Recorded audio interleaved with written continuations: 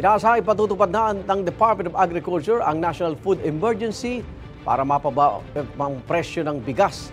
Sabi po ni Agriculture Secretary Francisco Chu Laurel Jr. natanggap na nila ang rekomendasyon ng National Price Coordinating Council. Kapag ipinatupad ang rice emergency, papayagan ng National Food Authority ang maglabas ng buffer stock ng kanilang bigas. Papayagan din ang NFA na bumili ng bigas direkta mula sa mga magsasaka. Plano ng ahensya na ibenta ang mga bigas sa 36 pesos kada kilo sa mga LGU na ibebenta naman sa publiko sa halagang 38 pesos kada kilo. Igan, mauna ka sa mga balita, mag-subscribe na sa GMA Integrated News sa YouTube para sa iba't ibang ulat sa ating bansa.